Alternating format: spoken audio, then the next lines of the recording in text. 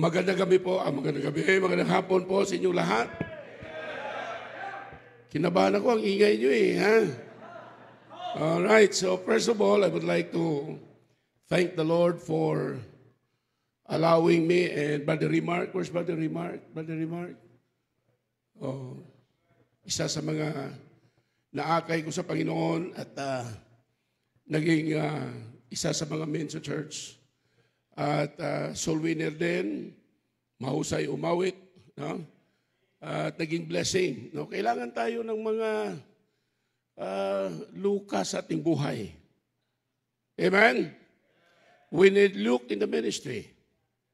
Sabi ni Pablo, only Luke is with me. Hindi natin kailangan yung mga Judas at saka Dimas. Ha? Okay? So, delikado yun. Kung saan pang panahon nga kailangan siya, tumalikod pa. At sana po kayong mga graduate ngayon, kung matuloy, sana huwag kayong magbago. Okay?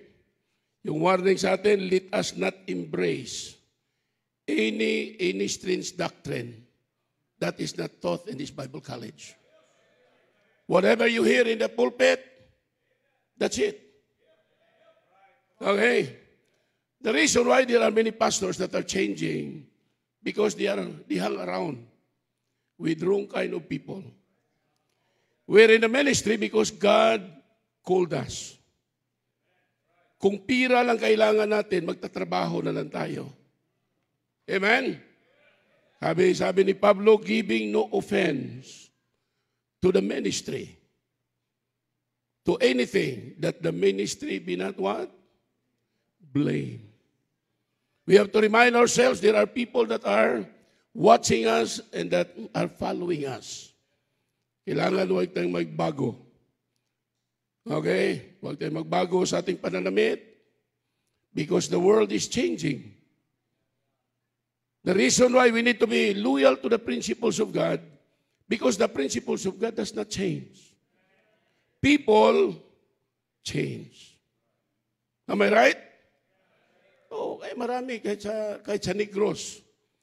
Marami dong madoktrina na talagang natatakot ka.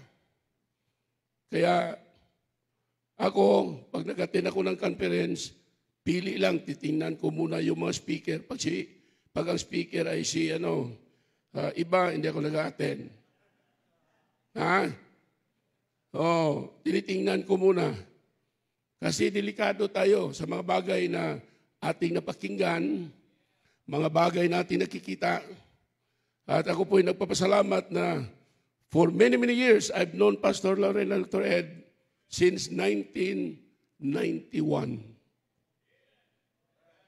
I started the ministry in Sagay 1987 in the month of April 10. Nag-resign ako sa aking trabaho. At I was a teacher of a technical college for 13 years. And that was my training. Okay, isa lang yung pastor ko. Hindi ko pinagpalitan. Isa lang din yung church ko. Hindi rin ako parang palaka na kung saan-saan. Ha? You see? Kasi yung mga palaka, hindi na alam pag tumalon ka, kumisan balon, nahulog ka. Ha? Kaya kailangan talaga, isa lang yung pastor ko, isa lang yung church, isa lang yung pinanggalingan ko. Yung church na yon, doon ako naligtas. Doon ako nakarinig ng Ebanghelyo. Although I was won by one of my classmates to the Lord, pero doon ako talaga nag-public profession kasi doon niya ako itinuturo. Open Door Baptist Church. Yung amin namang pangalan, Open Door Bible Baptist Church. Bakit Bible? Bible yung pinipreach natin At saka nang mag-register kami sa SEC, hindi na pwede yung Open Door Baptist kasi naruna. Kailangan talaga lagyan. Kailangan namang sabihin ko, Open Door Pentecostal. Hindi naman pwede. So Bible, ito yung textbook natin. Walang iba. Amen? King James Bible pa rin. So when I surrendered to the Lord, I'd like to challenge this young man over here. We had 5 children when we started the work. It was a step of faith. Trusting God that God will provide. Kasi pag tinawag ka ng Panginoon, hindi ka mamatay sa mission field sa gutom. Ha? Mamatay ka sa gutom, wala kang ginagawa. Amen? 5 yung anak namin. Si Jennifer, she was in her 3rd grade. Yung kambal, si Leah at saka si Rachel, grade 1. Si Rebecca, nursery. Jemima, the youngest daughter, is 8 months old. 8 months, puro lahat Maria. Puro babae, out of stock ang lalaki. Okay? Every time we ask for a baby boy, sabi ng Panginoon, out of stock, babae pa rin. So, ang saya ng ministry. Alam niyo ba, nang mag-surrender ako sa Panginoon, 3 bagay lang hiniling ko sa Panginoon. Una, sabi ko sa Panginoon, Lord, provide the needs of my family. Yun lang kasi, 6 eh. Ang mga babae naman, mga high maintenance yun. Di ba? Pupunta yan sa parlor, siguraduhin mo, 1,000 yun, ha? Oh, hindi pa kontinto sa buhok na talaga, ipa-straight pa yan. Kung minsan, ipakulot pa, ha? Oh, you see? So, kailangan talaga magtrabaho. So, Lord, provide the needs of my family. Bakit? Kasi yung asawa ko, bookkeeper. Nagtatrabaho siya. 2 kurso ni Mrs. License siya sa education. Lagi sinasabi, pa, magtuturo ako. Sabi, no. Just take care of the kids. Iyan ang trabaho mo. At saka ako. Ha? Pag tinitingnan mo yung kurbata ko, hindi nag-match, sabihin mo. Ha? Baka yung damit mo, kurbata mo green, yung necktie mo green, yung sapatos mo pula. Kaya yung mga asawa talaga, yung trabaho nyo. Okay? So sabi ko, wag asikasuhin mo ng mga anak natin. So, hindi siya nagtrabaho. Yung allowance ko doon sa hindi yung salary, hindi yung support, I just called it. Ano sa church namin? 800 pesos. Support. 500 ang rental. So 300 na lang. Paano mo kasihin yun?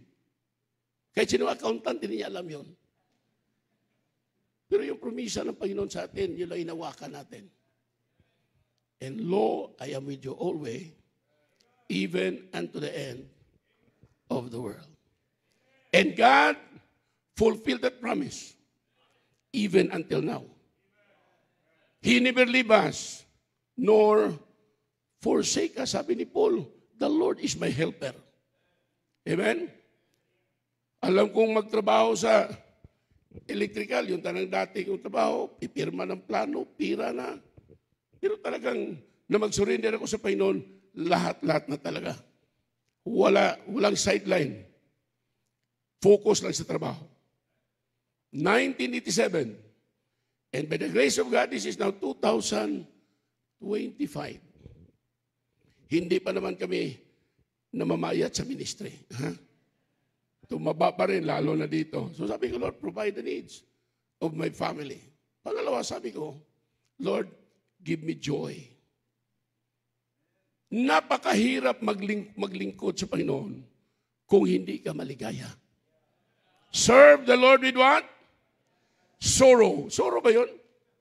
Gladness. Kaya sabi ni Pablo, rejoice in the Lord sometimes. Always. And again, I say, rejoice. Okay? So, Lord, provide the needs of my family. Give me joy. Yung pangatlo hiningi ko sa Panginoon, bigyan mo ako ng tao dito sa Sagay. Bigyan mo ako ng mga tao dito sa Sagay City. Siyempre, hindi ka naman talaga, ito, iyon na. Kailangan trabahuin mo yun, mag-visit ka rin, di ba? You have to visit. And by the grace of God, this is now our 37 years. Amen? And God is good. I can tell you, the ministry is exciting. You cannot find anything in this world that is more exciting than the ministry. Preaching is my life. I love to preach. Oh, I love to preach. May isang pastor sa Negros, iwan ko kung kilala nyo, tapos siya mag-preach ng Sunday. Sabi niya sa kanyang asawa, "Sweetheart, pagod na ako mag-preach." The following day, he died. Kaya huwag sabihin, pagod na kayo, gusto niyo pagod, uwi na. Ha? Oh, namatay kayo, delikado pala. Ha? Narinig pala ng Panginoon. Amen? So ako po'y nagpapasalamat na itong simbahan na ito, malaki ding influensya sa amin. Amen? Malaki din. So, 1991, nakilala ko si Dr. Ed. Doon ko siya narinig sa Manapla. Nag-preach siya, Missions Conference. That was long time ago. Hindi na ngayon kasi outer darkness na. Okay? Alright, so, okay.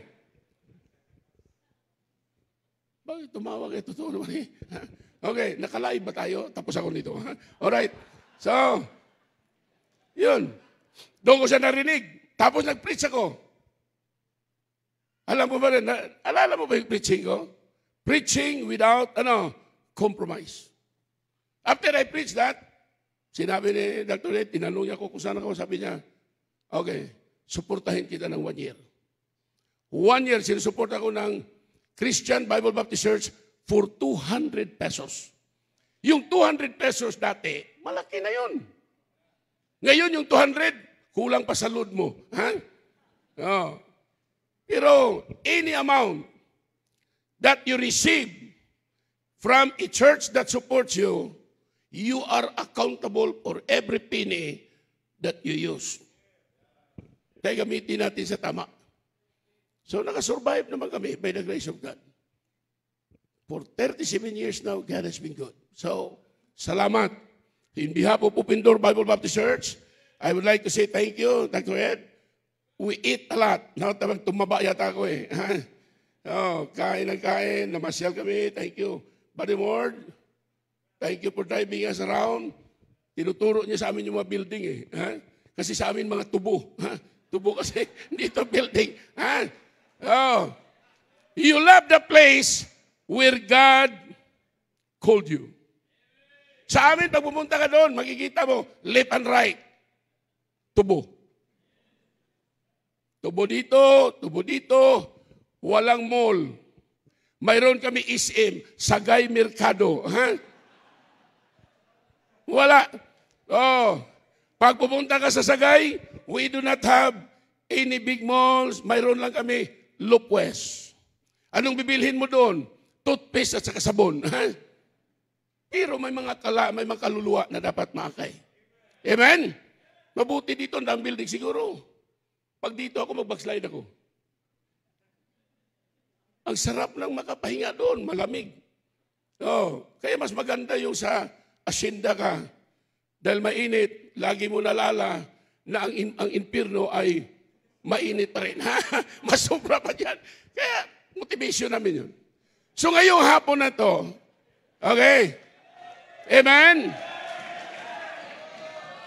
Tayo po tumayo. Raise your Bible. Walang Bible, backslider yun, ha? Okay. Sige. Bible. Maraming walang Bible, ha? Alright. Raise your Bible. Sa amin kasi ganun yun. Raise your Bibles. Thank you. Down. Notebooks.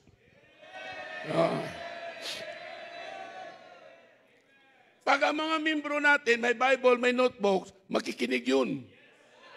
Oh, pag tinanong ko kayo, anong mensahe ni Pastor Balio? May mga, kung ganito, Pastor Balio, no? Anong mensahe niya nung Sunday? Di ba nakalimutan niya agad? Anong mensahe natin kagabi? Si Sunday, nakalimutan niyo na. Pinupost niyo kasi. Ang daming mga nagagalit, ha? Maraming nagagalit. Yung mensahe na yun, para lang yung sa ligtas. Yung mga hindi ligtas, nagagalit yun. Ha? Lalo pa yung mga kuripot at tagamaramot. Ha? Don't you know that giving is joy? Pag nagbibigay ka, maligaya ka. Kaya ang Diyos natutuwa din. God loveth a murmurer giver. Ha? Cheerful. If there is something in the Bible that God wants us to learn and obey, is the principles of giving. Giving talaga eh. Pag hindi ka natutong magbigay, parang unsaved ka rin. Yung pagbibigyan lang, tithes lang, nagmumurmur ka na. Yung early church, binibinta yung bahay at saka lupa. O, di ba? O, so hindi giving ang message natin ngayon, ha? Okay. 2 Timothy chapter 3. Okay? Tinawagan ako ni Dr. Ed. Talaga hindi ako makatanggi sa kanya eh. Ha? Oh. Sabi niya, hindi ko na-identify agad yung boses niya. Kasi maingay doon sa Bacolod, check up namin. Kaya mayroon kaming ano doon sa church. Mayroon kaming box na ano yon, offering para sa pastor. Sino sa inyong pastor dito hindi nagkasakit? Sino sa inyong pastor dito hindi nagpa-check up? Ha? Sino? Tanungin kita para di rin ako magkasakit, ha? Mga pastor, nagkasakit tayo. Yung asawa, yung mga anak. Pero mayroon kami ng insurance for emergency fund. Nagbibigay yung mga membro. Last October, I was operated with my hernia. I was preaching Wednesday, and I was not able to stand. Kaya niras ako sa ospital, doon sa Bacolod, sa Riverside. O, inoperahan ako. Hernia. Ang sakit. Matindi. Magkano yung operasyon? 256,000. Binawasan ng insurance, senior, mga 200 plus pa rin. So binuksan yung yung box, may pira. O, binayad yun. Tapos nagkuha ng special offering. Okay? Pag ang pastor ay ayos yung katawan niya, sino nakabenepisyo? Ibang tao? Hindi. Kayong mga membro. You are the one enjoying and benefiting the strength, the good health of the man of God. Yung lingkod ng Diyos, sa gusto natin at sa hindi, magkasakit yun. Because He is human. Tao siya. Ma-discourage, magkasakit. Kaya kailangan talaga yung insurance. Pag may insurance ka, okay yun po sa church natin. May box tayo dyan. Ha, insurance yun, offering para sa pastor, sa kanyang medical, sa kanyang maintenance. Ha? Ang pag nag-usapan natin dito, yung natutunan natin, i-apply natin sa talagang totoong buhay. Wala namang sideline na pastor ako. Wala akong sideline. Oh. Pag nag-preach ako, yun lang whatever. Paano man namubuhay ang pastor? Sa tithes and offerings. Na mag-umpisa yung tithe mo, 300, 200, wala ka naman, hindi ka naman nag-complain. Ngayon malaki na. Ha? Sino gagamit sa offering? Sino? Ibang tao? Hindi. The first budget of the church is the family of the pastor.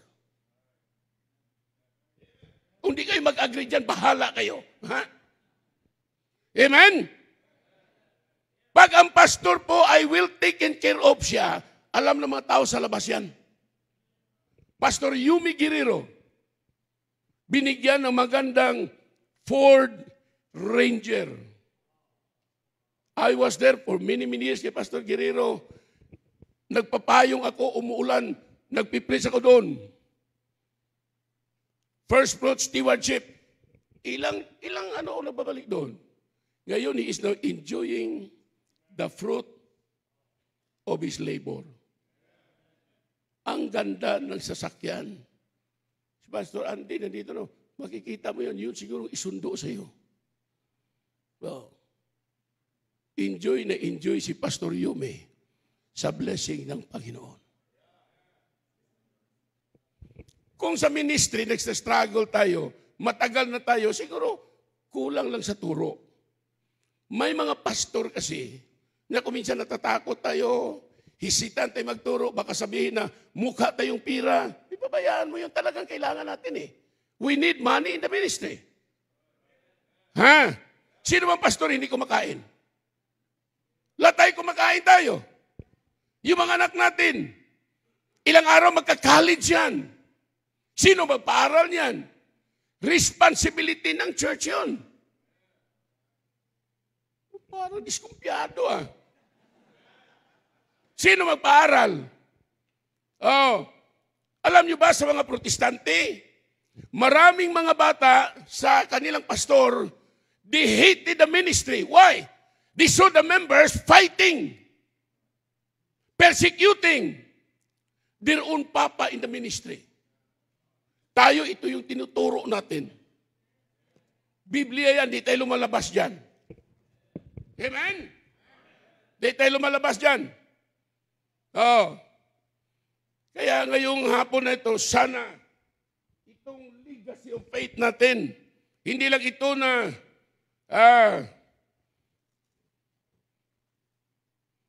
alright, sige Timothy. Basahin natin. 3 bagay lang ibigay ko sa inyo ngayon. Alright, 2 Timothy in chapter 3. Alright, chapter 3. Verse number 10, 11 to 14. Alright. Are you there? Say amen. Okay, verse number 10. Ano sabi ni Pablo dito? But thou hast what? Fully known my doctrine, manner of life, purpose, faith, long-suffering, charity, patience, persecutions, afflictions, which came unto me at Antioch, at Iconium, at Lystra. What persecutions I endured, but out of them all the Lord delivered me. Verse 12. Yeah, and all that will live godly in Christ Jesus shall suffer persecution. But evil men and seducers shall wax worse and worse, deceiving and being deceived. Verse 14. But continue. What you have learned in this church, ituloy mo lang. Huwag kang magbabago. Yan ang iwanan mo. Amen? We do not need any new doctrines.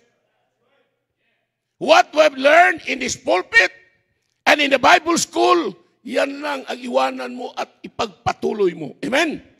But continue thou in the things which thou hast learned and hast been assured of, knowing of whom thou hast learned them. Let's pray.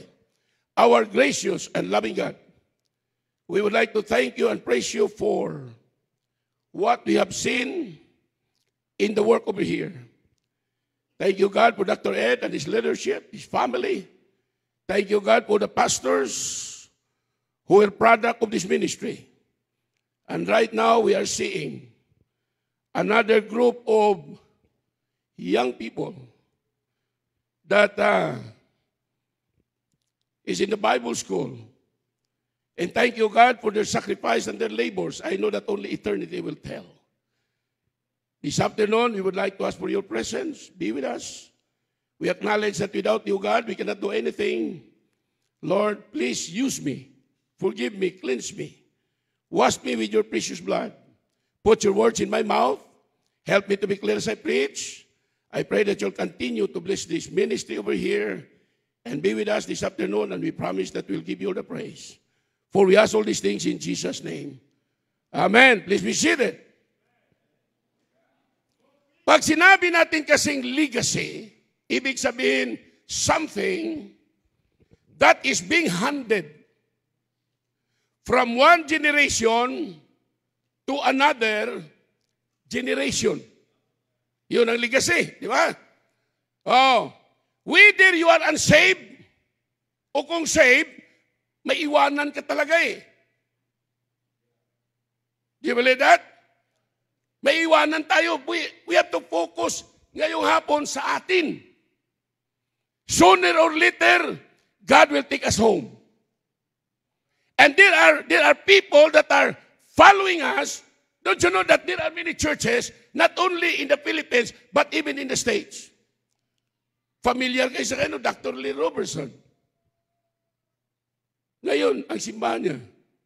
Nang namatay siya, anong sabi ng ibang tao, ibang membro, we do not need any more Lee Robertson in our church. And the church is going to different directions. Kaya mahalaga talaga eh. Ano yung iwanan natin? Amen? Anong iwanan natin? There are some churches na ang pastor po ay ano siya, grabe mag-preach. Grabe standard niya. Pero na namatay, pumalit yung bago. Iba na ang direksyon ng simbahan.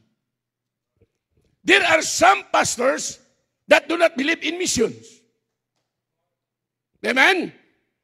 Hindi naniwala sa misyon. Hindi nagsusupport. Yung pastor na una, grabe ang kanyang pag-ibig sa misyon. Yung pumalit, walang pag-ibig sa misyon. The first thing that he did, even in the States, the first thing that he did is to cut off missions.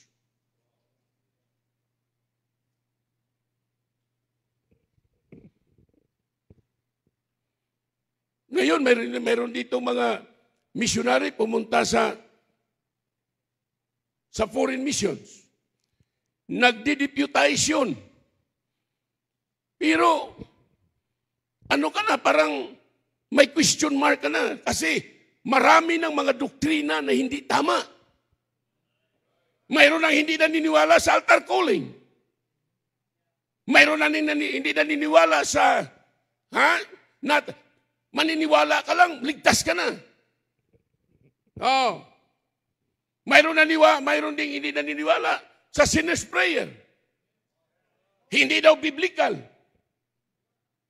Kaya careful tayo. It is our responsibility, if you're a pastor, to guard your own pulpit. In the church, there are 5 secret places that constitute the direction of the church, the future, and the direction of our churches. Kaya sinabi ni Pablo yan sa Timoteo. Oh, sinabi niyang house of God. You ought to behave yourself in the house of God. Pag hindi ako makarating agad, how thou oughtest to behave yourself in the house of God. In the house of God, there are 5 secret places that constitute the future and the direction of our churches. Ano yung una? Pulpit. The place of the man of God, where he stand every Sunday and preach the word of God. Kailangan makinig ka eh. Kailangan yun ang pakinggan mo. Hello? Itong pulpito, sagrado ito. This is the place of instruction. This is the place where the man of God stand every Sunday, morning, evening, and Wednesday, proclaiming the word of God. Kaya direksyon dito, nagadepende sa leader. Pasalamat kayo, yung leader nyo, yung pastor nyo dito, for many, many years, hindi nagbabago. Yan palang blessing nyo na yan. Oh, sa Negros, nag-long sleeve naman. pero wala nang necktie. Wednesday, polo shirt na lang, short sleeve, naka-jeans. Mag-imin, chat mo, oy ha, oh, delikado. Kaya hindi lang basta-basta kung saan ka mag-attend ng conference. Pasalamat kayo, ang daming activity nyo dito. Magastos yun. Pero nakikita ng pastor nyo, yan ang makatutulong sa inyo. Kaya sabi ni Dr. Hiles, the pulpit must be hot. In order, what? To melt the ice in the pews. Malamig yung upuan eh. Tulog yung mga nakikinig. Naglalaro ng cellphone. Ha? Nagkukwentuhan. Pagdating ng invitation, ayaw lumapit. Very spiritual. Ha? Itong pulpito. Kaya pag hindi ka pastor, dito, huwag mong pakialaman ito. Stoy. Ha? If you are not the pastor of the church, huwag mong pakialaman dito. Pastor, sana itong i-preach mo eh. Ha? Sino ka ba? Holy Spirit ka?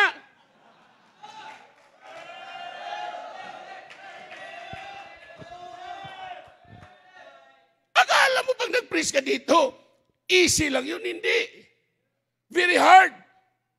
You have to kneel down and ask God what message you are going to preach on Sunday. So, itong lugar ng pastor, kaya pag itong lugar mo sa pulpito, enjoy your life preaching the Word of God. Don't tell about your problems na iiyak ka dito. Walang gatas yung bata. Ha? Oh, puro problema na yung Kailangan pag nag-preach ka dito, parang walang problema. Sigaw na sigaw ka, wala nang bigas, ha?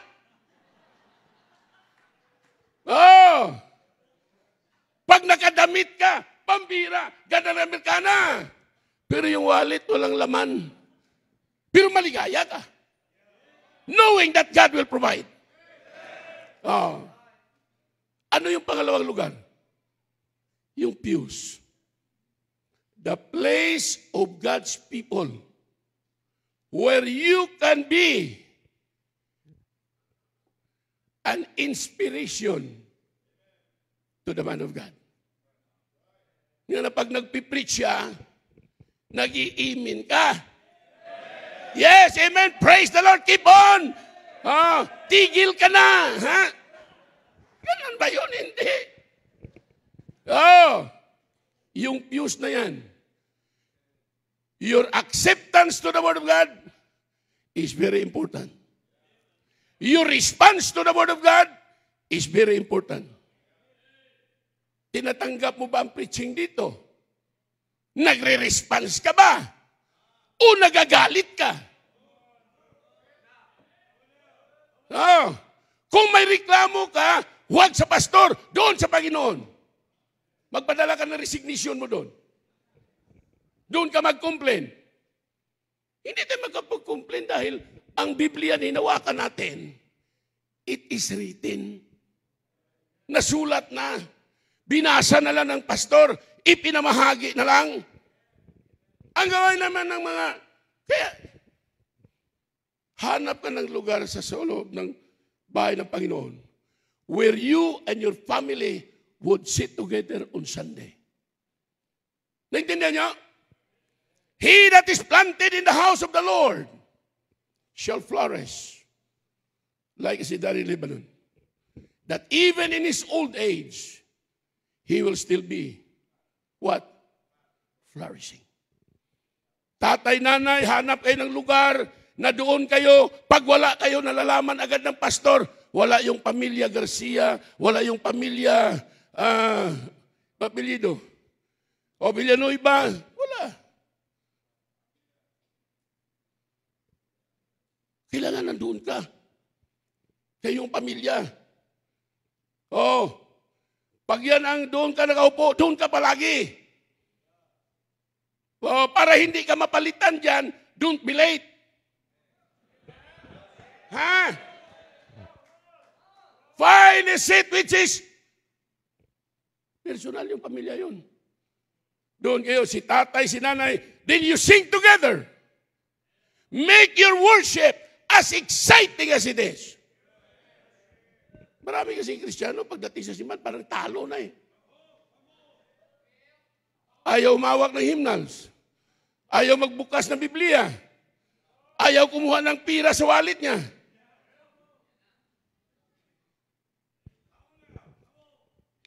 Pews. Kailangan ang apoy dito darating dyan. At lalo yung church alive na alive. Amen? Ano pangatlo? Yung platform. Yung stage. Where the choir of the members will sing. Kailangan yung umaawit on fire. Kailangan nakapanalangin. Kailangan nakapagbasa ng Biblia. Kailangan nag-get-right sa Panginoon. Huwag kang umawit na kagabi, lasing ka. Ha? Huwag kang mag-awit sa choir na hindi ka man lang nakapanalangin. You are the one preparing the hearts of the people. Yan, ganda ng trio. Kahit magbigay na lang tayo ng invitation, forward na tayo. Ha? Yung mga sa orchestra, umaawit, trio, special number, quartet, 50th, 60th, 70th. Ha? Yung mga sa choir, kailangan they are spirit-filled. Amen? You have a right relationship with God. You have a right relationship with the pastor. Umawit ka dyan. Tapos, hindi naman maganda yung relasyon mo sa pastor mo. Ginagasip mo siya. Ha? Nakasmile ka. Pero, hindi magandang relasyon mo sa kanya. You do not speak well of your pastor.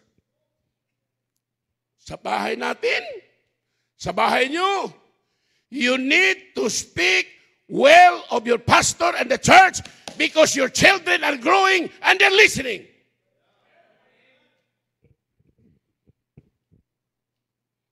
Yan iwanan natin sa ating mga anak.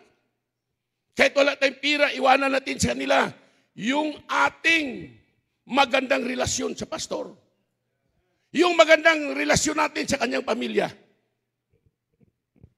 Hindi kayo nagkaganyan kung hindi sa lingkod ng Diyos.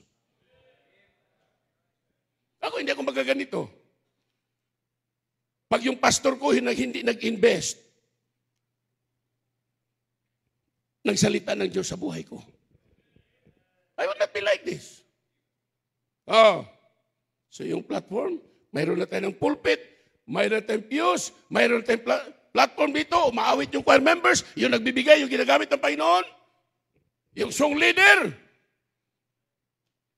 Hello? Alright, comes number 4. Asa yung sitas? Ano yung sitas? Hoy, ano yung sitas? O, baptistry. Anong rule niyan?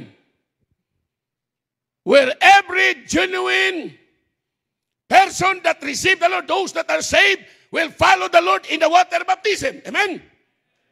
Maraming churches, they do not have baptism on Sunday.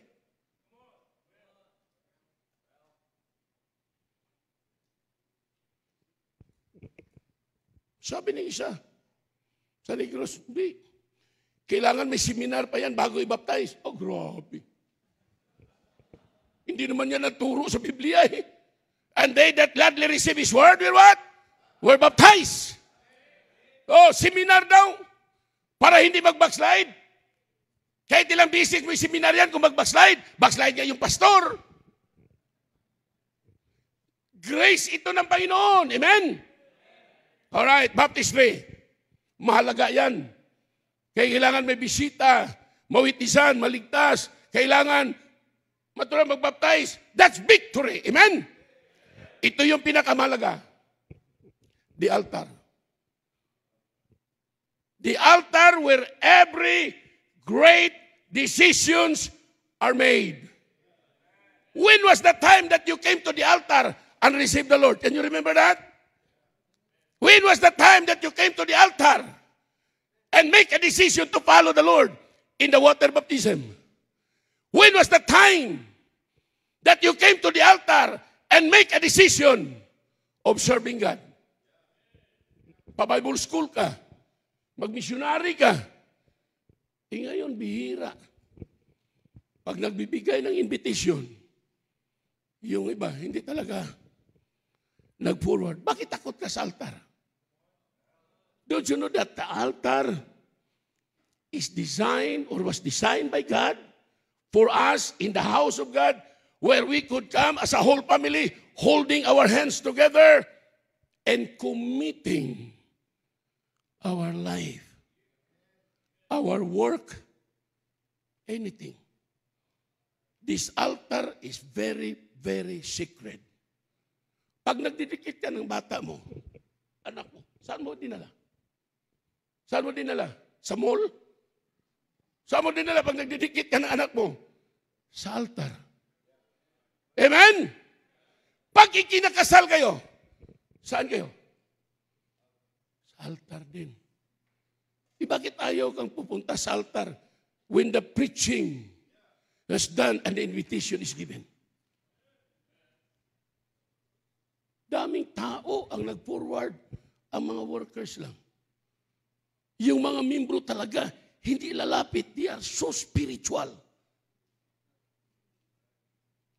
If God speaks to you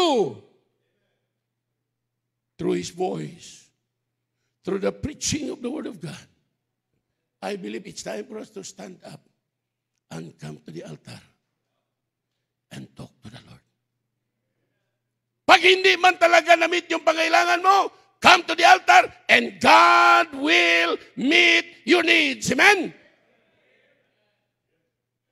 Secret yun. Kuminsan pinaglaruan natin.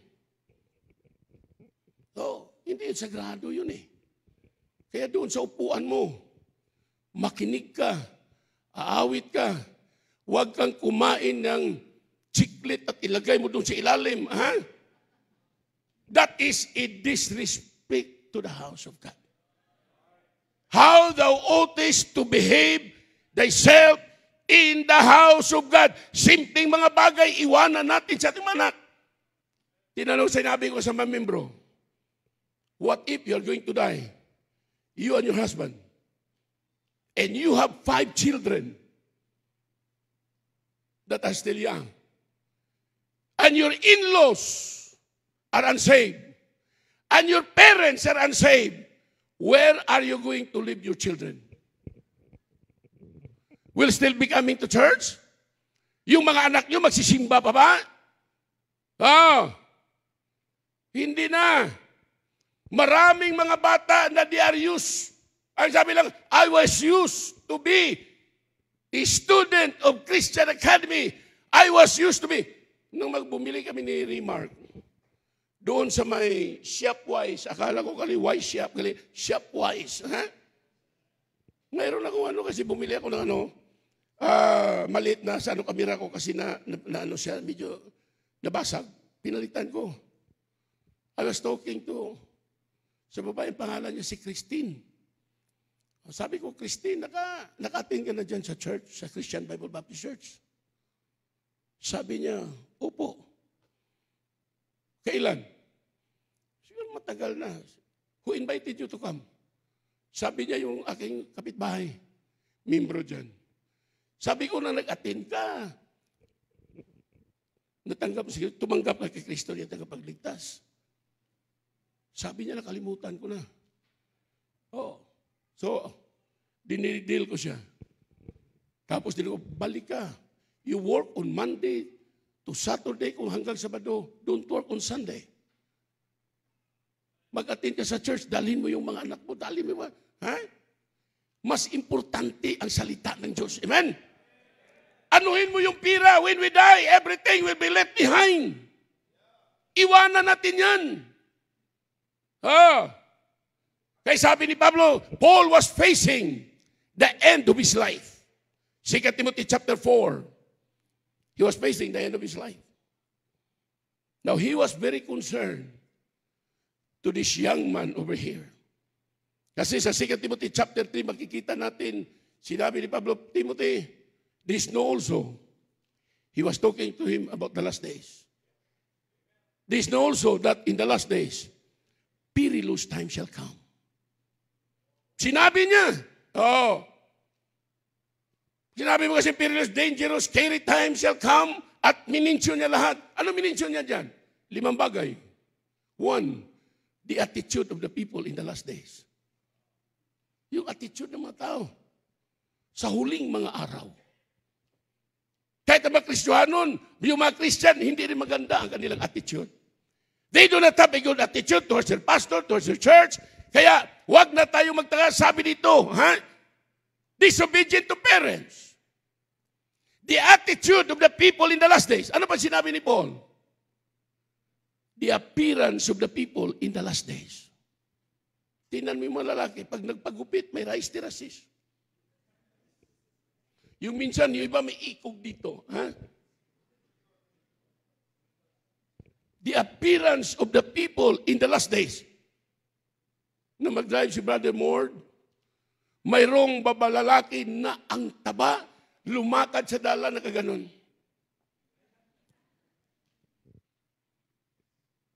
Questionable identity. Sabi ko, Brother Mord, tingnan mo yun, ang laki, ang taba. Bayot. Bakla. Nako, nakakahiya. Yung mga lalaki, tingnan mo, yung appearance sila, ang kanilang buhok, kung hindi green, yellow. Kung hindi yellow, orange. May mga hikaw pa yung mga lalaki, ang dumi. Kung hindi tayo naligtas, ganyan tayo. Because of the influence of the world. Kita mo yung kanilang attitude. Mga bata, dati nang malala ko sa amin kasi, sa aming panahon, makakita kami ng matanda, lalapit kami. Magandang gabi, nagbibless ka pa. Ngayon, hinuhold up na.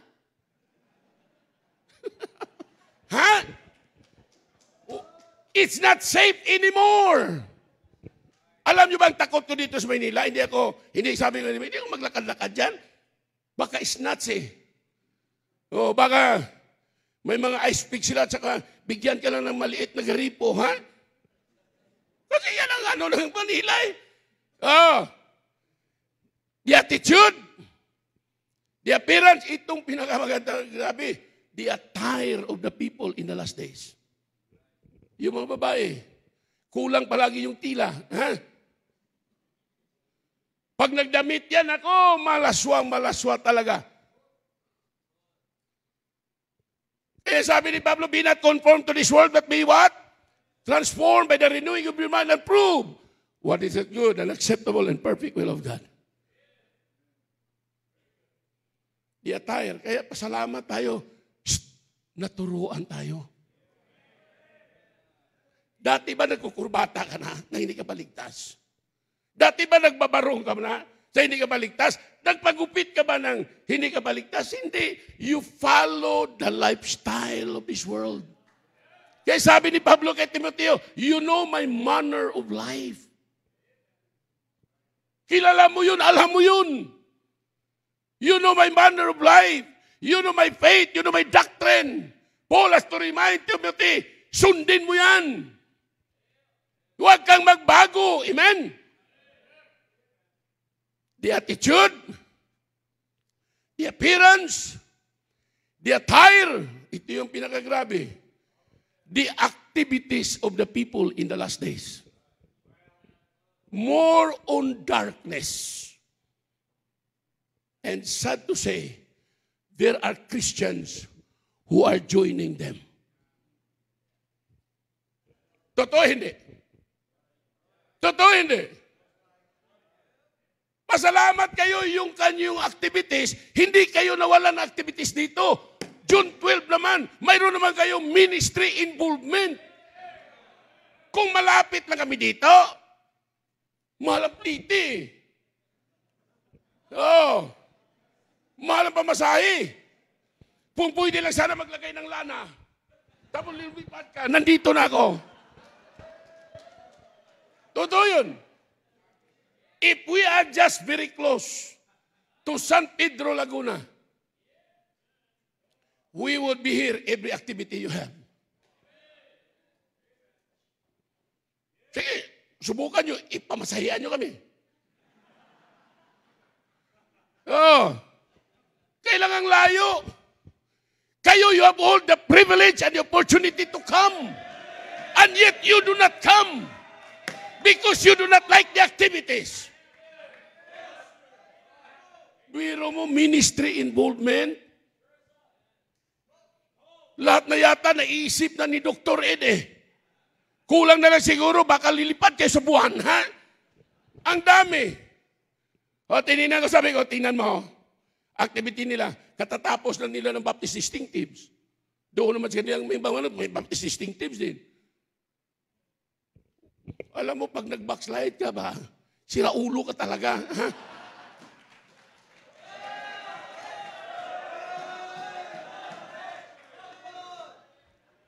Pag nag-backslide pa kayo, magpa-check up na kayo. Grabe ng activity dito. Ano ba yung natapos nyo? NBYC ba yun? Katatapos lang. Ang daming mga young people. Nag-forward naman, binilang yung papunta ng Bible School. Nag-surrender, ang dami. Yung iba pala sumama lang, ha? Hindi natin maluko ang Diyos. God knows because He looked on the heart. Ako, minsan lang ako nag-surrender sa Panginoon. 1982, when we had revival in our church, I surrendered to the Lord. 1982, with 3 children. Jennifer was 1 year old. The twins, 2 months old. Nag-surrender ako sa Panginoon. Tapos kinausap namin si Dr. Gisalba, we want to go to the Bible school. Sabi niya, Diyo, wala kaming Bible school sa pamilya. Kaya baka emosyon lang yun sa iyo, ipag-pray mo muna. Nanalangin. 1982. Talagang matotoo yung surrender ko sa Panginoon 1982. So, ang ginawa ko naman, binargin kong Panginoon, Lord, kung talagang tinawag mo ako, gusto ko muna magpatayo ng bahay. Gusto ko muna magtrabaho sa labas. Sabi naman nun, yan ang gusto mo, sige, subukan mo para magmiserable ka, ha? To make that story short, I went to Saudi Arabia. I worked there for 2 years. 1983 to 1985. I worked in the biggest Aramco sa Saudi Arabia. I worked there. But you know what happened? I was miserable. May mga gabi na umiyak ako. Bakit? Hindi ako maligaya. Titingnan mo yung pira, hindi ka rin maligaya. Money will not make us happy. So yung prayer ko, na nandun ako sa Saudi Arabia, Lord, send me home. Ha? Hindi ko natapos yung kontrata ko, umuwi ako. Bumalik naman ako sa school, nagtuturo. At nag-i-involve sa gawain ng Panginoon with 3 children. Sinabi ko nung Sunday, the first assignment that I had that was given to my pastor was to lead the singing. Di ko na alam yung awit eh. Magbibig, di ko na alam eh. Sabi ni Pastor Cancino, pero alam mo magbiyak ng kahoy, di ba? Magbiyak ng kahoy. Sabi ko alam, sabi niya, yun lang. Would you be free from the bird? Ganun lang. Yun lang. Ha? There is no excuse of not serving God. I started chopping the wood. Would you be free from the burden? Ganun lang. After 2 weeks, it goes like this. Ha? Ganun na eh. May ganun na. Ha? Sabi niya, next Sunday, turo ka ng Sunday school sa mga adult. Nako. Pero hindi ko matanggihan yung pastor ko. Binigyan ako ng lesson, pinag-aralan ko. Turo ako every Sunday. Then I learned to start loving the ministry.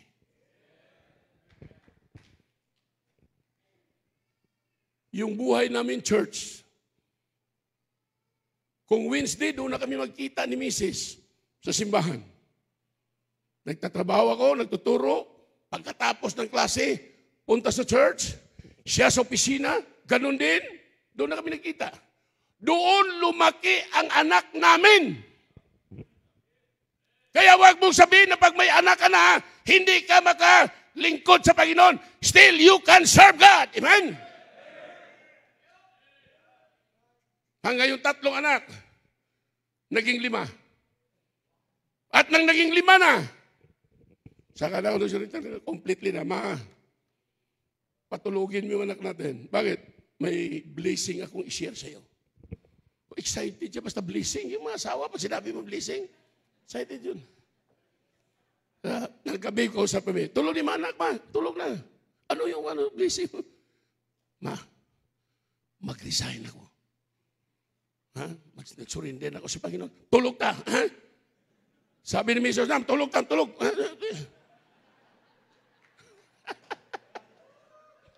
Inatulog kami. Kinamagahan, yung mga anak namin, 5 Maria. Ha? 5 babae. Nagsiserve si Mrs. Lagi ng pagkaon, dumating ko. Oh, kain kayo ng kaunti, papa niyo magpastor na. Ha?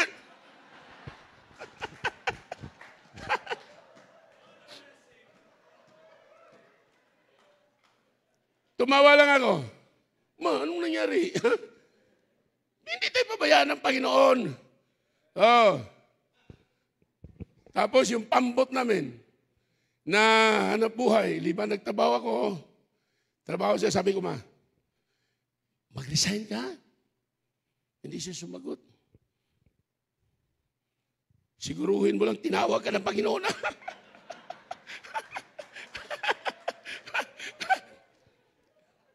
Tinawag ako ni Mrs. Sabi niya sa akin dito, siguruhin mo lang, tinawag ka ng Panginoon. Sabi ko, tinawag talaga. Tinawag ka ng Panginoon. Kaya, hindi yun nakarinig si Mrs. Na-discourage ako. Hindi na nakita ni Mrs. na umiiyak ako. Kung umiiyak man ako, nagtatago ako eh. Ha?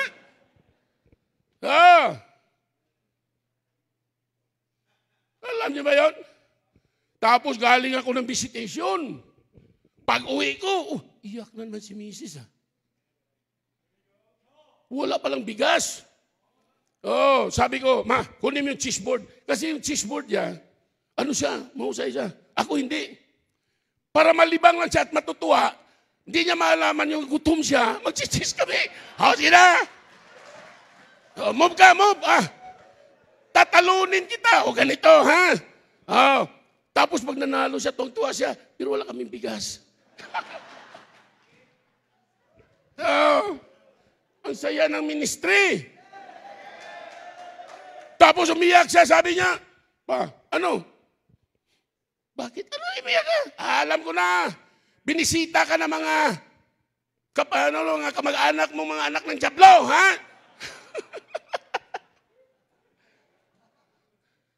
Oh, sabi niya, ikaw naman. Pag nag-college yung anak natin, paano yun? College? Grade 3 pa si Jennifer eh.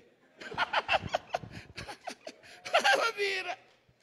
Sabi ko, grade 3 pa ma si Jennifer. Huwag ka muna mag-alala. Grade 3 pa yan. Ang tagal pa nun mag-college, grade 3 pa eh.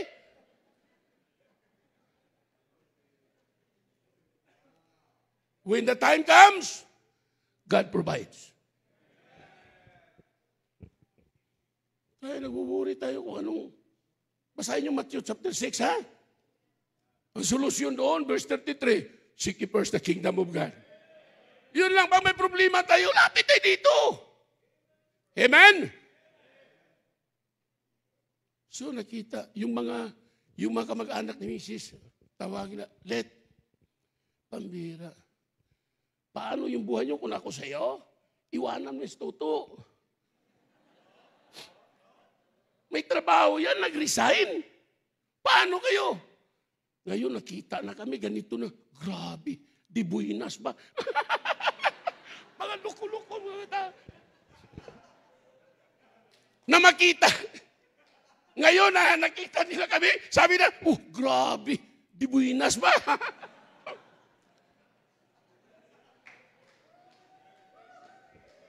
Dati naglalakad lang. Sabi ng Panginoon, sige lang, lakad lang. Balang araw, bigyan kita ng 4 wheels, ha? Ngayon kasi mga pastor, gusto agad na 4 wheels, wala namang ibiling gulong, ha? Nakita nila, grabe, ang ganda ng sasakyan ni ano, ha? Isipin mo muna kung ilang taon na siya. Ikaw, 2 taon ka lang, gusto mo na agad ng inuba. Tapos mag-change oil, wala kang i-change oil. Wala kang ibiling gulong. Maglakad ka lang muna.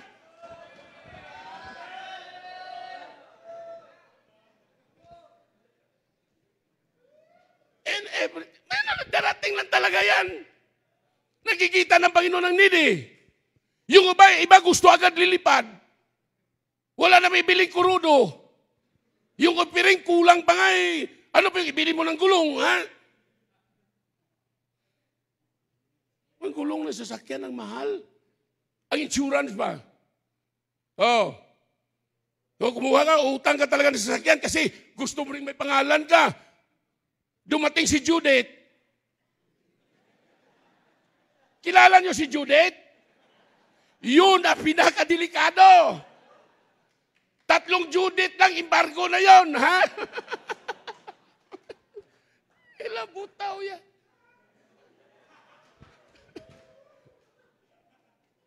Marami dyan sa amin. Kumuha na, nangutang na sasakyan. Sa awa ng Diyos, embargo naman, ha? Hindi sasakyan ang basihan. Oh, material things is the least of all the blessing. Anong iniwan dito ni Pablo sa kay Timoteo? Ford Ranger? Ano iniwan niya? 4 na bagay. Close na tayo. Ha? Haba na yata ang ano ka. Alright. Anong iniwan niya? 4 lang. Sabi ni Pablo, Timothy, continue. In the things that thou hast learned and hast been assured of, knowing of whom thou hast learned them. Ito yung iwanan natin. Pastors, itong iwanan natin. Anong iniwan ni Pablo sa kay Timoteo? 4 na bagay. 1, his love for his master. Yung pagmamahal niya sa kanyang Panginoon. Babayaran ba yun ng pera? Hindi. You cannot buy love. Yung pag-ibig ni Pablo sa Panginoon, his love for his master, his love for his Lord, his love for his God. Tingnan mo itong 3 bagay. 1, it was very special. Yung pag-ibig natin sa Panginoon, dapat special yun. Siya lang. Thou shalt love the Lord thy God with all your heart. Amen? Oh, the love of Apostle Paul to his master, to his God is special. Second, it was sacrificial. Sabi niya, notwithstanding in this, rejoice not that the spirits are subject unto you. Ang sabi ni Pablo, ha? Dito nga natin sa 1 Timothy. Philippians, Nalito yata ko. Philippians chapter 1. In verse number 20. Go there.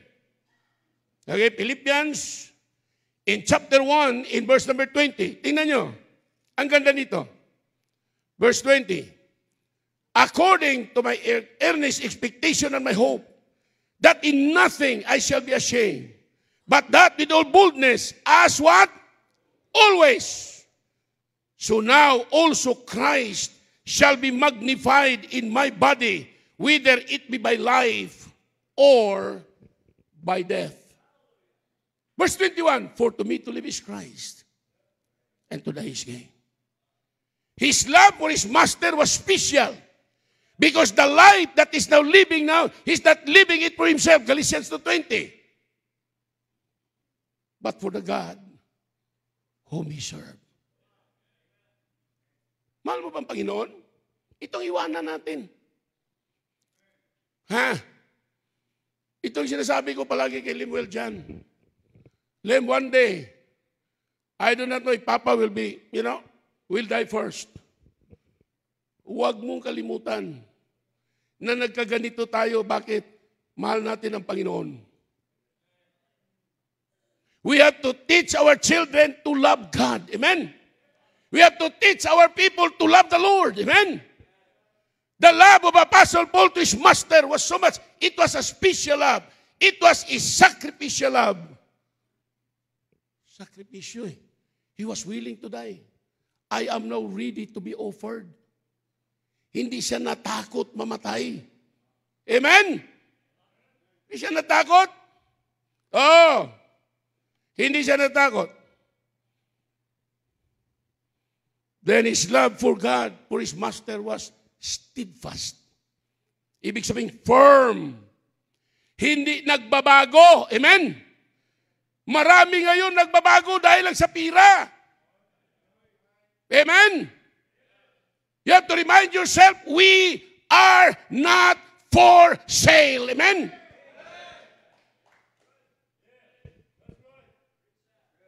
We are not for sale.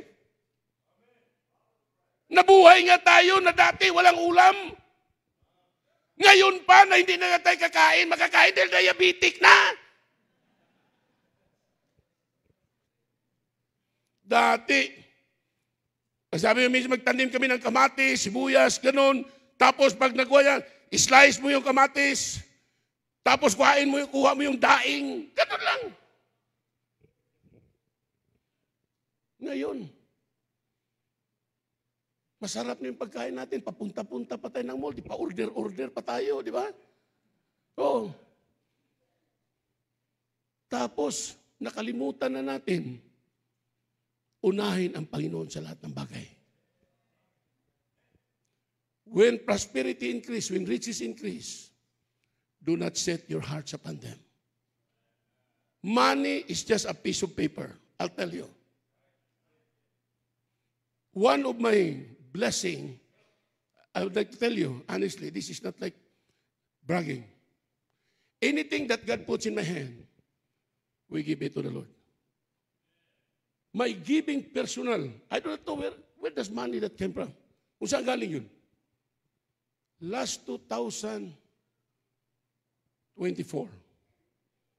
my total offerings from the tithe, love, seed offering, first fruit, building, Bible school, maintenance ng mga sasakyan. God has allowed me to give 3.2 million. Ako lang. Iba yung kay Mrs. My commitment for missions every week is 6,500 pesos. Because God has given me so much. Nakatapos yung mga anak namin na hindi kami gumastos.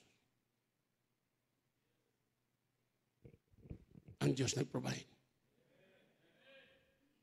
Binigyan ako ng sasakyan sa church. Ano pang hanapin natin? Pag namatay tayo, iwanan natin lahat yun. Ha? May mga staff kami dyan na may mga bata.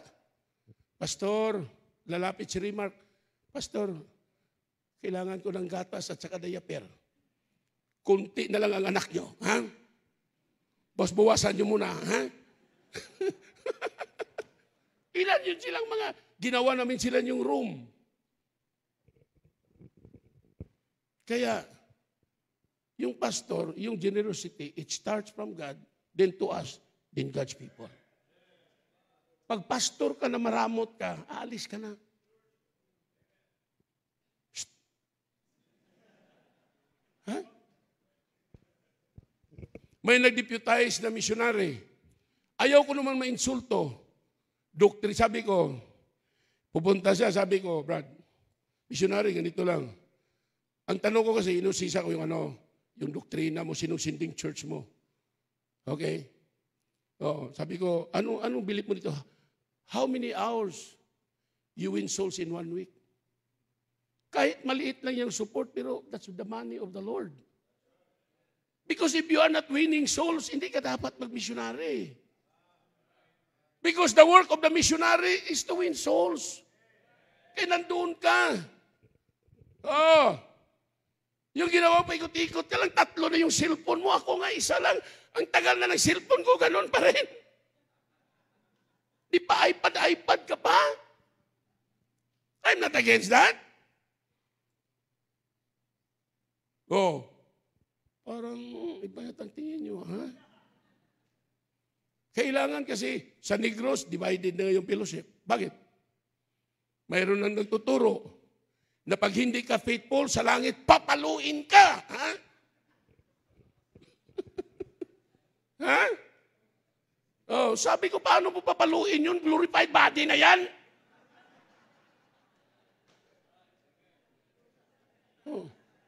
Saan yung outer darkness sa langit? Basta mayroon dyan. Saan nga? Kasi when you speak about outer darkness, it is always associated with hell. Impierno yan. Kung sa Katoliko, ano yun? Purgatorio. Ngayon, ang baptism, may purgatorio naman. Ha? It divides the group. So yung mga dito sa light, dito yung mga light, yung mga darkness doon, ha? Na. Paano mo papaluin yun? Pag rapture daw, hindi ka makasama. Bakit hindi ka makasama? Dahil hindi ka faithful. Ang tanong ko, ikaw faithful ba?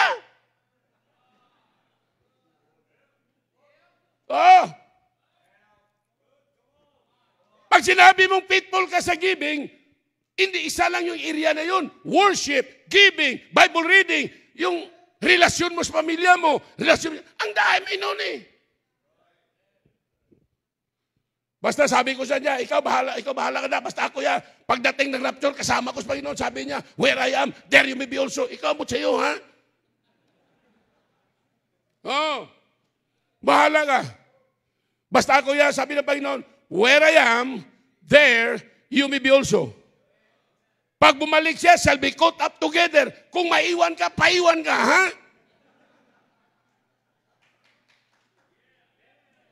Kaya do not embrace new doctrine. If it is new, it's not true. If it is true, then it is not new. Ha? Sabi ni Pablo, iwanan ko to sa iyo, pag-ibig.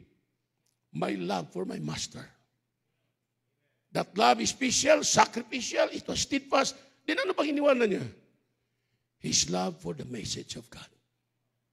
Not only master, but his love for the message of God. Mahal ba ni Pablo ang mensahe niya? Yes, hindi siya nagbabago. Yung mensahe ng kaligtasan, ganun pa rin. Nagbabago yung mensahe natin sa kaligtasan? Hindi na by grace? By works na? Hindi, ganun pa rin. Amen? His love for God's message. His message, ang mensahe ng Panginoon, it is unchanging. It is unquestionable. Hello? Yung mensahe niyan, hindi nagbabago yan. Kaya palagatin ka dito, ganun pa rin, Jesus saved. Amen? It is unquestionable. It is unchanging. It is unshakable.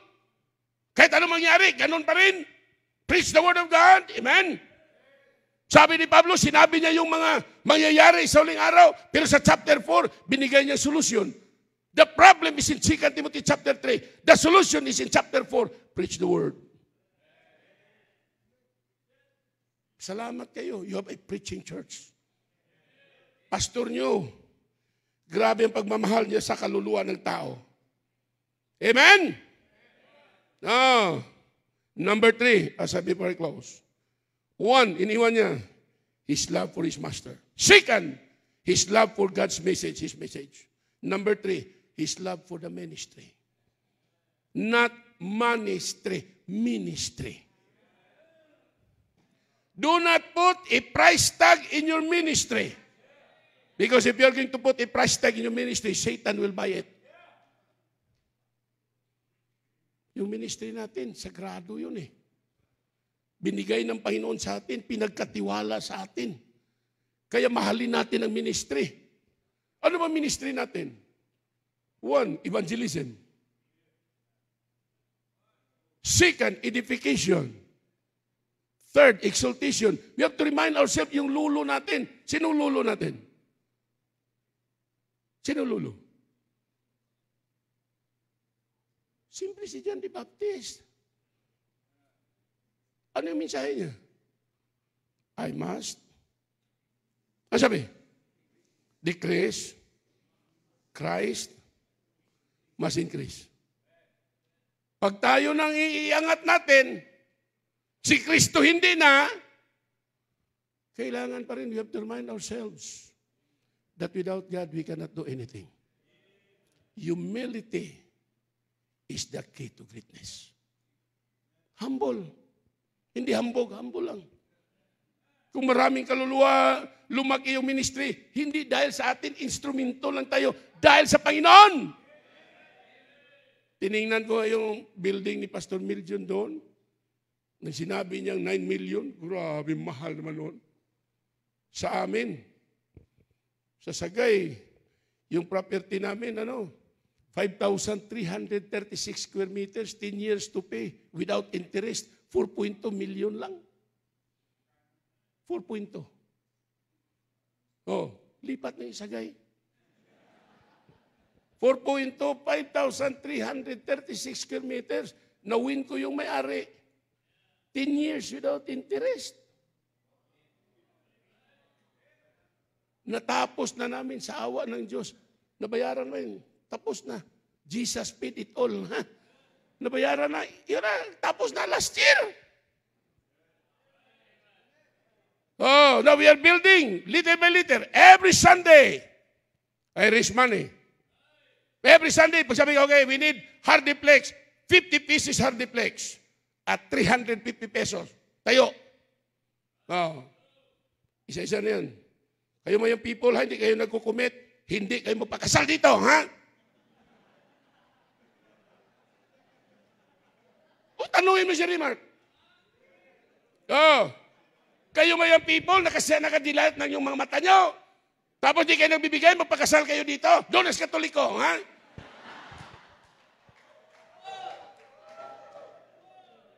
Pintura. Tinawagan ko, Rock, kumusta? Na-raise yung Pastor, na-raise namin yung pintura. Ano ba na-raise nyo? Ito, kumplito. Very good. Singilin mo, ha? Yung mamimbro, tapos, isi-isi ka lang, hindi ka nagbibigay. May kulami, ha? May lamin eh. Gagana yung sa mimbro ay partisipasyon, ha? Hindi naman wala, kailangan talaga. May partisipasyon ka. Yung mga estudyante, yung maliliit pa, you start giving while you're still in elementary, high school, and college, so that one day when you grow up, nakatapos kayo, nagprofessional kayo, giving would not be a problem. Hindi ka nagbibigay. Tapos umaawit ka pa dyan, ang lakas ng awit mo. Pag hindi ka nagtatahit, kinausap kita, Brad. Ano kita talagang problema mo? Bakit hindi ka nagtahit? Ha? Patingin nga yung pislit mo. Ha? Pag tinitingnan niyo ako, tatay kas nila tatay. Hindi tayo matakot. Totoong ligtas yan, maimanatili yan. Kahit anong gawin mo na gusto mo manatili, aalis talaga yan. Bakit? Di mo alam, baka hindi ligtas. Oh. Si Kristo nga, pinakain na yung ang dami. Pagkatapos na mag-preach siya, bawat isa umalis. 11 lang yung naiwan. Hey!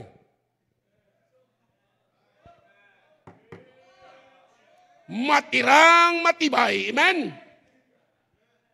Alam mo, pag nanatili ka, ibig sabihin, mature ka. Hindi ka na-offend. Yung mga na-offend, mabuti nga si Dr. Ed, nagjo-joke pa eh. Tapos tawa ka sa joke, pero nang offering na, tahimik ka. Ha?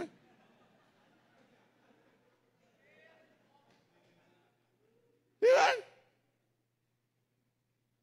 Oo. The last. Tapos na tayo, no? Ay, iwanan ni Paul, sabi ni Paul, Timothy, continue. Be committed. Consecrate your life. Anong iwanan ko sa iyo? Hindi pira sa bangko kasi wala akong pira sa bangko. Ha? Ang iwanan ko lang sa iyo, ganito. Kilala mo ako, you know my manner of life. How I love the Lord. His love for His master, His love for the message of God, His love for the ministry. Eh sabi niya, take it unto thyself and the ministry. Amen? At ito yung last. His love, His motivation in serving the Lord. Ang nagmotivate sa kay Pablo, kaluluwa. His motivation in serving the Lord. Anong motivation niya sa paglingkod sa Panginoon? Kaluluwa ng tao. Romans chapter 10. Brethren, my heart's desire and prayer to God for Israel is that they might be saved. For the love of Christ constraineth us. Ano yung motivation mo sa paglingkod sa Panginoon? Ha? What is your motive and your motivation in serving God? To be popular? To have money? Ano motivasyon mo? Anong motive mo? Yung motivasyon natin. Yung kaluluwa ng tao na maligtas. Bakit po, Pastor? May langit at impyerno. Kung walang impyerno, titigil na tayo. Dahil may impyerno, kailangan pa rin magtatrabaho tayo. Amen? And this is the purpose why Christian Bible Baptist Church did not stop in training, molding the life of this Bible student. Because of that purpose. Because the harvest truly is plenteous. The laborers are few. Mga young people, pag nag-graduate sa high school, college yan, ang daming estudyante sa kuliyo. Pag nag-graduate, ilan ang pumasa? Wala man ng trabaho. No vacancy. Sa ministry, ang daming bakante. May isang pamilya na may 3 anak. Lalaki. Nak, ikaw. Taas yung grade mo. Bright. Mag-engineer ka. Ikaw. Mag-lawyer ka. Yung isa. Ikaw. Naku, ang baba ng grade mo Magpastor ka. Ha? Akala nila yung pastor, huy, ang pastor pinakataas ang panawagan yan. Hindi ko ito ipagpalit. I did not regret that one day I give up my job and surrender to the Lord. Ha? And this is my commitment. I will preach the Lord until the Lord will take me home. Wala nang ibang lugar pa sa mundong ito. Ha? Oh. Motivation ni Pablo. Ang ganda ng motivation niya. Bakit? Na-experience niya ang grasya ng Panginoon. He experienced the grace of God. He experienced the goodness of God. He experienced the greatness of God. Yung mga talagang sasabihin ko lang sa inyo ang nangyayari sa Sagay, you cannot believe it. but it's real. The more you pray, the more miracles. 4 o'clock is our prayer time. No prayer, no breakfast. Para masakit yata ang tingin nyo. Sa amin lang yun. Kailang naawa naman ako. After 1 month, sabi ko, maraming hindi naka-breakfast dahil hindi nagpipray. Ibaba ko na yung sentensya. Kasi pwede na kayo maka-breakfast. Pag nasa ministry tayo, di natin seryoso ng prayer, walang mangyari. You need to pray. You need to talk to the Lord. Without prayer, there is no power. Without prayer, there is no miracle. Lahat na mangyayari sa atin dito, milagro lang pa. Kailangan manalangin tayo. Amen? There can be revival without prayer. Let us go back. The early church, they were prayerful. Maraming Kristiyano ngayon, hindi nanalangin. Hindi ito pagalingan. Kailangan talaga natin ang kapangyarihan ng Panginoon. Anong iwanan natin? What kind of legacy? We are going to live to our family, to our friends, to the church. Ito lang kay Paul, pag-ibig. Amen? Pag-ibig lang sa Diyos, sa mensahe niya, sa ministry, at saka yung motive niya, motivation sa paglilingkod sa Panginoon. Love your Bible. Read it. Preach it. Amen? Don't neglect your Bible. Basahin nyo. Basahin. Kahit saan ka pupunta, dalhin mo yung Biblia. Sana po kayong mag-graduate, huwag kayong magbago. Be loyal to the church where you belong. Be loyal to your pastor. Don't say anything wrong. Wherever you go, speak well of your church, your pastor, and the Bible school where you graduated. Ang diablo talaga may offer yan. Kailangan ikaw yung Kristiyano na hindi mabili ng pera. Ang pera po ay ano lang, ang dali lang madulay, mawalay. Pero ito, this will remain forever. Amen? Congratulations sa mga graduate, sa mga pastor nandito. Dr. Ed, thank you. Tayo po tumayo. Panginoon, salamat po sa iyong salita. Lord, it is my prayer that you are going to speak to every heart. Allow the Holy Spirit to convict every person in this building right now. We cannot afford not to give an invitation. It might be that there is somebody in this building right now na ikaw po ay nag-deal sa kanila. Samahan mo, Lord, ang kanilang madesisyon. Help them, Lord, to give their best to you and to the ministry.